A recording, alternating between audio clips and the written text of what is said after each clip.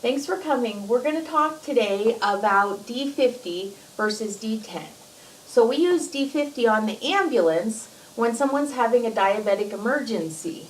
The D50 is meant to raise their blood glucose level rapidly and bring them back to a normal level of consciousness. So D50 comes in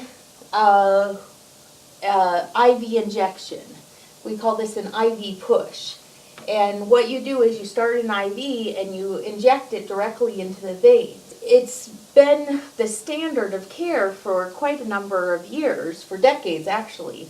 But is D50 really the best thing, or is it too much of a good thing? So when you look at D50, if you look here at the chart, you can see that when D50 is given, the blood glucose level rises very quickly, and then after about an hour it crashes. It goes usually lower than what they started. So this is one of the drawbacks of using D50. The higher the glycemic index, so the higher their blood glucose level goes, the further they crash. And you can see from this, it takes about 3 hours to recover from this crash. As their blood sugar level rises so high, your body will release excess insulin to try to convert this blood get the blood sugar converted into the muscles and liver. So the body releases excess insulin, and as the sugar goes into the liver and muscles, that's when you see this crash. And it can be very dangerous. They can lose consciousness. There's all kinds of problems associated both with this high peak and with the low peak, or the low levels. Also, when you give D50, the average, so when you give D50 on the ambulance, the blood glucose range can go from a range of 37 up to 370 in a very short time, in a matter of usually about 8 minutes. It can go up to as high as 370. The average with D50 is 169, while the average with D10 is 111. So you can see from our chart here, 111 is just barely into the above normal range, where 169 is well into hyperglycemic. This might not sound like a big difference, but like I said, this is just an average, where we see, when we give D50, we can see it go as high as 370. That's a very dangerous level. Another problem that comes with D50 is tissue necrosis. So this happens, you see this most often in infants and children, and when D50 is thick, like peanut butter thick, and when you're injecting it into a vein, it's called a slow push. You have to push it into the vein very slow. Well, sometimes there's leakage around the outside of the catheter, and when that leakage happens, the D50, the sugar in the D50 actually kills the surrounding tissue. This can result in a longer hospitalization. This child is probably going to need a skin graft.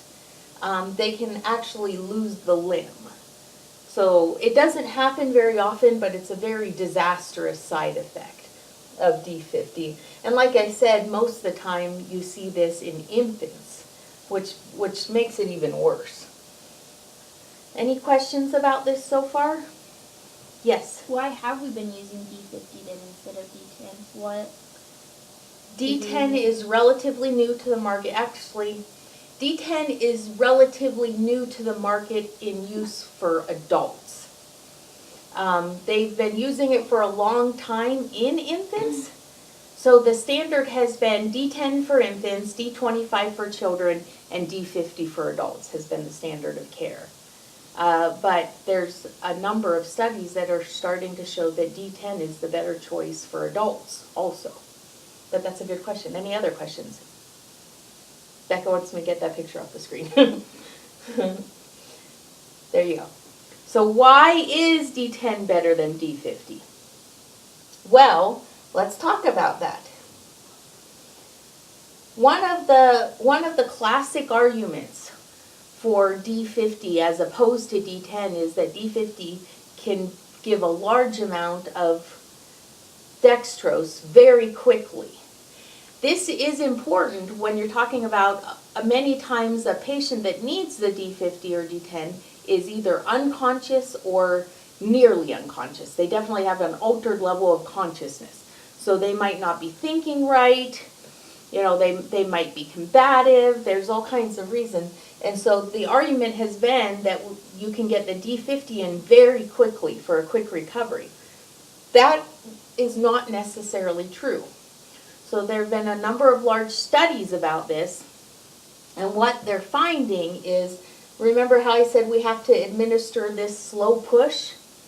So this will take about 5 to 10 minutes to get that bio in. Can you imagine trying to push peanut butter into your veins? It's not going to happen very quickly, right? Especially because the other picture with the baby, with the tissue damage, you do not want it to leak. So when they did the study and administered the D50 the way it's meant to be administered, they're finding that D10 can be administered, it can be administered nearly as quickly, and that the average recovery time for both D50 and D10 were 8 minutes. So there was virtually no difference in recovery time to a normal level of consciousness with both D50 and D10. So they're very similar. A second way D10 is better is that if you look at the administration rates, this is an IV push, while the D10 is an IV drip. So typically, and I know Becca knows this, and probably you guys do too, I'm not sure, but what happens typically when someone has too much sugar? What happens to their dehydration level? Yeah. Typically, someone who is having a diabetic episode, they are dehydrated. So having the D10 in an IV drip adds to their fluid levels, which reduces the problems that are related to dehydration. Now, if we go back to our chart that we saw before, if you look at the darker blue line, which is the administration of D10 as opposed to D50, you can see a much more stable rise and fall. Where with the D10, the rebound never drops below the initial level. So it's much more stable and much more safe. You don't have the high peak and the far crash.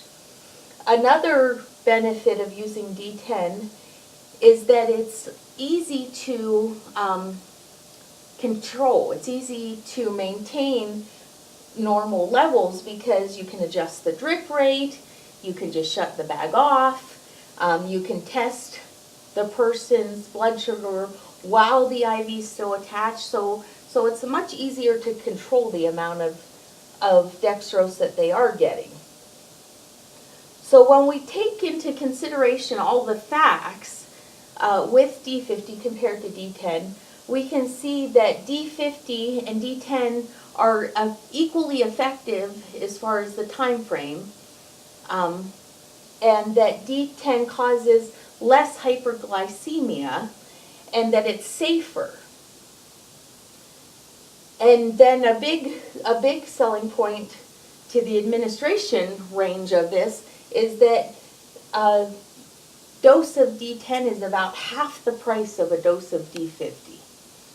So when you take all these facts into consideration, I know it's hard to, change doesn't come easy. Change is always a little bit hard to do, and it's hard to adjust our thinking that D10 might be better for adults as opposed to just for infants. But when you take this all into consideration, don't you think it's time for a change?